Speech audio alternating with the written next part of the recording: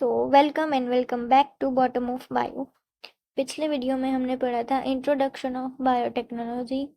So now this is the part 2 of biotechnology principle and processes chapter. So today's our topic is principles of biotechnology.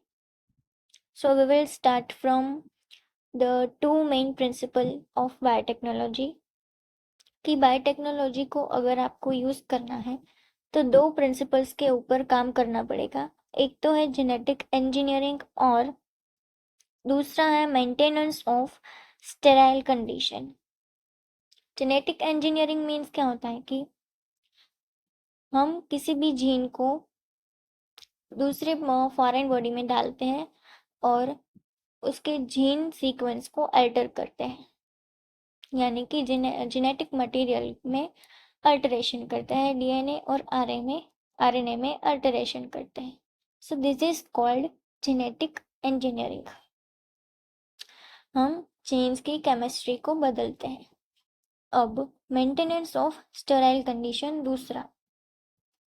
तो जब भी हम genetic engineering की process को करते हैं तो ये सारी प्रोसेसेस बॉडी के अंदर नहीं होती, ये सारी प्रोसेसेस इन विट्रो होती है, यानी कि लैब के अंदर होती है।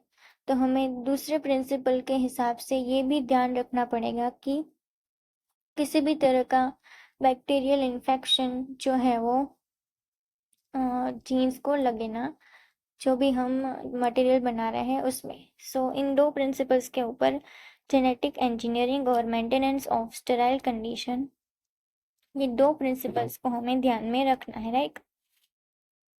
फॉर एग्जाम्पल जब भी हम लैब में एंटीबायोटिक्स, वैक्सीन्स और एंजाइम्स को बनाते हैं तो हमको पूरा ध्यान रखना है कि उनमें कोई भी इन्फेक्शन ना लगे और वो स्टेराइल रहे, right. So next is, let us now understand the conceptual development of the principle of genetic engineering. You probably appreciate the advantages of sexual reproduction over asexual reproduction. तो ये क्या बोल रहा है कि सेक्सुअल रिप्रोडक्शन से reproduction की comparison अगर एसेक्सुअल रिप्रोडक्शन से की जाए तो सेक्सुअल रिप्रोडक्शन के ज़्यादा एडवांटेजेस हैं, क्योंकि क्या होता है कि asexual reproduction preserves the genetic information. कि एसेक्सुअल रिप्रोडक्शन जब भी होता है तो जेनेटिक इंफॉर्मेशन को प्रोजेनी में आगे नहीं बढ़ने देता और इंफॉर्मेशन जो है वो प्रिजर्व होकर रहती है पेरेंट में ही। While sexual reproduction permits variation. Sexual reproduction में क्या होता है कि जेनेटिक इंफॉर्मेशन है वो प्रोजेनी में आगे बढ़ेगी और आगे की प्रोजेनी में कुछ वेरिएशंस आएंगे। तो अब आएंगे हम ट्रेडिशनल हाइब्रिडाइजेशन पे। तो पहले के ज़माने में भी ट्रेडिशनल हाइब्रिडाइजेशन होता था, तो हमको मॉडर्न बायोटेक्नोलॉजी की ज़रूरत क्यों पड़ी? तो क्या होता था कि ट्रेडिशनल हाइब्रिडाइजेशन प्रोसीजर्स जो होती थी उनमें कुछ अनडिज़ायरेबल जीन्स भी आ जाते थे along with the desired gene. कि हमें जो चाहिए था वो तो आता ही था, बट उसके साथ हमें जो नहीं चाहिए वो भी आता था। सो इस प्रॉब्लम को दूर करने के लिए हमें मॉडर्न बायोटेक की ज़रूरत पड़ी। फॉर एग्ज़ाम्पल हम ले लेते हैं काव और बुल का एग्ज़ाम्पल, राइट। सो हम एक काव लेते हैं जिसकी क्वालिटी है कि ये ज़्यादा मिल्क प्रोडक्शन करती है, राइट। और हम एक बुल लेते हैं और इसकी क्वालिटी क्या है कि ये काफ़ी डिसीज़ रेसिस्टेंट है। तो अगर हम इन दोनों का हाइब्रिडाइजेशन कराएंगे तो आगे की प्रोजेनी जो आएगी उनमें ये दोनों क्वालिटीज़ बनी रहेंगी। एक तो ये ज़्यादा मिल्क प्रोडक्शन करेगी और एक तो ये डिसीज़ रेजिस्टेंस होगी। बट इसमें क्या हो रहा था कि मान लो कि अगर ये काउ जो है वो काफ़ी ज़्यादा, उसकी साइज जो है वो छोटी है, और ये बुल जो है वो जल्दी ही लेथार्जी हो जाता है, कि यानी कि ये बहुत ही ज़्यादा थक जाता है।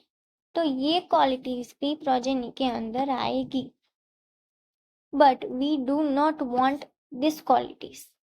सो इसी के लिए हमको सिर्फ डिज़ायर थिंग्स को पाने के लिए मॉडर्न बायोटेक की ज़रूरत पड़ी, राइट। सो आगे बढ़ते हैं हम। Do you know the likely fate of piece of DNA which is somehow transferred into an alien organism? Most likely, this piece of DNA would not be able to multiply itself in the progeny cells of the organism. But when it gets integrated into genome of recipient, it may it may multiply and inherited along with the host DNA.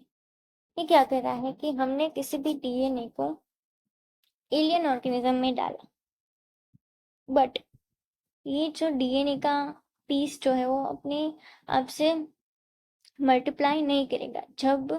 जिस समय वो alien organism के DNA के साथ या फिर genome के साथ इंटीग्रेट होगा, तब भी ये मल्टीप्लाई कर पाएगा, क्योंकि एलियन ऑर्गेनिज्म में अगर हम डीएनए को डालेंगे और एलियन ऑर्गेनिज्म का डीएनए उसको मिलेगा ही नहीं, तो ये मल्टीप्लाई नहीं कर पाएगा ऐसे ही, राइट। सो अब क्या होगा कि this because the alien piece of DNA has become a part of a chromosome, कि हमने डीएनए को एलियन ऑर्गेनिज्म में डाला। अब क्या होगा कि जो एलियन पीस ऑफ डीएनए है वो उस एलियन ऑर्गेनिज्म की क्रोमोसोम का पार्ट बन जाएगा, which has the ability to replicate. और एलियन ऑर्गेनिज्म के एलियन डीएनए के पास क्या है कि रेप्लिकेट करने की स्पेसिफिक कैपेसिटी है। सो इसकी वजह से ये मल्टीप्लाई कर पाएगा। In a chromosome, there is a specific DNA sequence called the origin of replication, which is responsible for initiating replication. कि डीएनए सीक्वेंस में क्या होता है कि एक क्रोमोसोम में क्या होता है कि एक डीएनए सीक्वेंस होता है और उसको बोलते हैं ऑरिजिन ऑफ रेप्लिकेशन। वहां से रेप्लिकेशन की प्रोसेस स्टार्ट होगी, right. So therefore, for the multiplication of any alien piece of DNA in an organism, it needs to be a part of chromosome, which has a specific sequence known as origin of replication. Thus, an alien DNA is linked with the origin of replication so that these alien piece of DNA can replicate. वही कहा है कि जब ori side पे DNA alien piece of DNA जाके छोड़ेगा, तभी उसका रेप्लिकेशन हो पाएगा और हम उससे क्या मल्टीपल कॉपीज ऑफ डीएनए बना पाएंगे। Now let us now focus on the first instance of construction of an artificial recombinant DNA molecule. First time artificial recombinant DNA molecule किसने बनाया था? तो कि Stanley Cohen and Herbert Boyer 1972 में इन्होंने first time artificial DNA recombinant DNA molecule बनाया था। उन्होंने क्या किया था कि हम उनका एक्सपेरिमेंट अब पढ़ेंगे। उन्होंने क्या किया कि उन्होंने लिया सैल्मोनेला टाइफी बैक्टीरिया, राइट। अब सैल्मोनेला टाइफी के प्लाज्मिड में एक डीएनए सीक्वेंस ऐसा था, सैल्मोनेला टाइफी के प्लाज्मिड में एक डीएनए सीक्वेंस ऐसा था जो कि एंटीबायोटिक रेजिस्टेंस था। मान लो ये सीक्वेंस जो है वो एंटीबायोटिक रेजिस्टेंट है। तो अब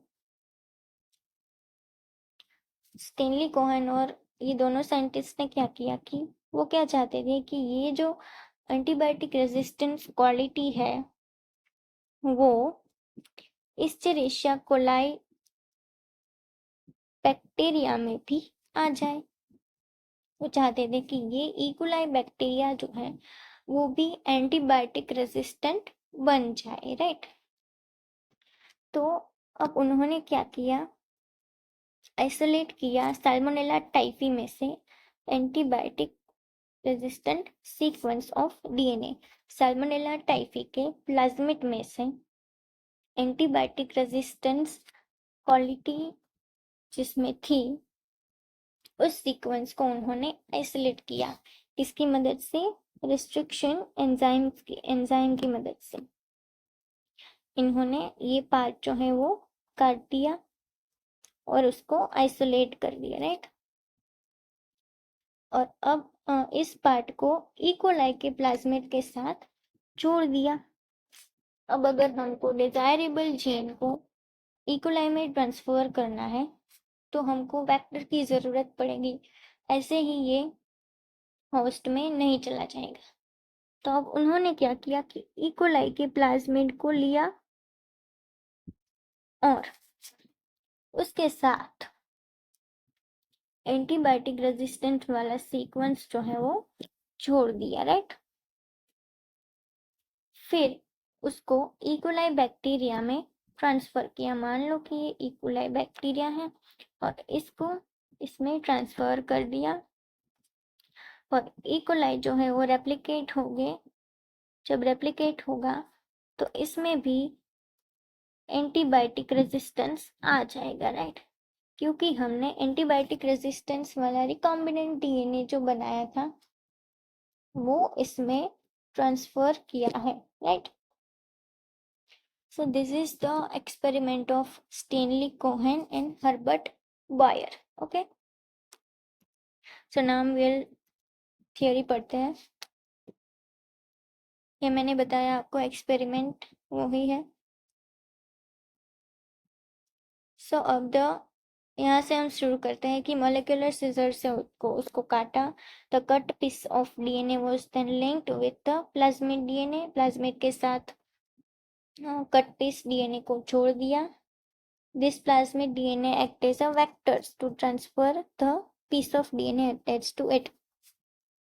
You probably know that mosquito acts as an insect vector to transfer the malarial parasite. कि मॉस्किटो है वो ह्यूमन में मलेरियल पैरासाइट को ट्रांसफर करने में वेक्टर का जो है वो रोल निभाता है, right.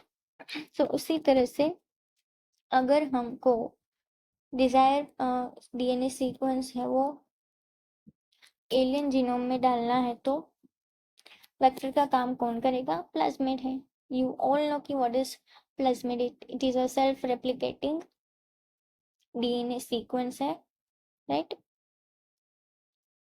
A plasmid can be used as a vector to deliver an alien piece of DNA into the host organism. The linking of antibiotic resistance gene with the plasmid vector became possible with the enzyme DNA ligase. कि अगर antibiotic resistance gene को हमको plasmid के साथ अगर हमको जोड़ना है तो उसके लिए हमको डीएनए लाइगेज एंजाइम की ज़रूरत पड़ेगी, right. This makes a new combination of circular autonomously replicating DNA created in vitro and is known as recombinant DNA. कि अगर हमने ये पूरा एक्सपेरिमेंट कर लिया तो हमको एक न्यू रिकॉम्बिनेंट डीएनए बन जाएगा, right. When this DNA is transferred into Escherichia coli, a bacterial closely related to Salmonella, it could replicate using the new host DNA polymerase enzyme and make multiple copies. The ability to multiply copies of antibiotic resistant gene in E. coli was called cloning.